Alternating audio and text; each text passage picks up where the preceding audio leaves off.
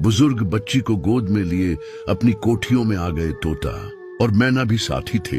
बुजुर्ग ने बच्ची को अपने हाथों से दूध गर्म करके पिलाया और उसके बाल सहलाने लगा और कहने लगा, ऐ मेरी प्यारी बच्ची, तू कितनी खूबसूरत है और कितना बदनसीब होगा वो माँ या बाप जिसने तुझे कुएं में फेंक दिया। फिर बुजुर्ग ने तोता और मैना को हुक्म दिया कि ऐ नेक जानवरों, जाओ उस कुटिया की बैक साइड पर एक घर है, लकड़ी का दरवाजा बजाना, अंदर से जो भी निकले उनसे कहना कि बुजुर्ग तुम्हें बुला रहा है। तोता और मैना बुजुर्ग के हुक्म पर वहां से उड़े और उसी घर के दरवाजे पर आकर कांव कांव करने लगे और पंजों से दरवाजा बजाने लगे।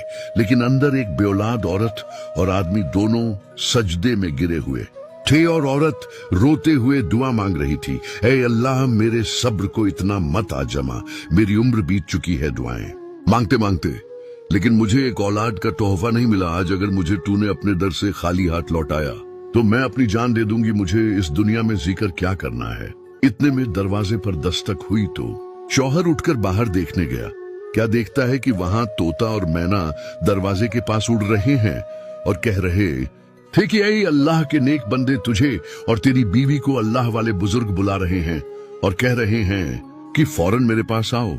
वो आदमी घबरा गया और भागता हुआ अपनी बीवी के पास आया और कहने लगा कि अल्लाह खैर करे, अल्लाह वाले बुजुर्ग ने आज हमें इतनी इमरजेंसी में क्यों बुलाया है, मुझे तो बहुत डर लग रहा है। औरत भी घबरा गई।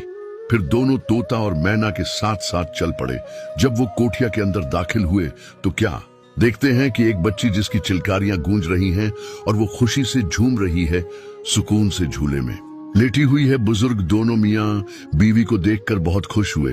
हे अल्लाह के नेक बंदो, आओ, मुझे तुम्हारा ये इंतजार था, ये लो, अल्लाह ने तुम लोगों के लिए एक तोहफा दिया है, उठाओ और ले जाओ इसे बड़े ही प्यार से पालना, ये बहुत ही नाजुक बच्ची है। दोनों मियाँ बीवी इस कदर खुश हुए कि वहीं जमीन पर सजदे में गिर गए। औरत हैरान हो गई और दुआ में हाथ उठा दिए, ऐ मेरे पाक परवरदिगार, तू अपने बंदों की दुआ कितनी करीब होकर सुनता है। आज मेरी भी दुआ सुन ली और मुझे फूल जैसी बच्ची अता कि मैं इसकी परवरिश अपनी जी जान लगाकर इन करूंगी। फिर बुजुर्ग ने प्यार से उस बच्ची का नाम खुशबू रखा, जो सबको बहुत ज्यादा पसंद आया। फिर दोनों मियाँ बीवी खुशबू को लेकर खुशी खुशी घर वापस आ गए।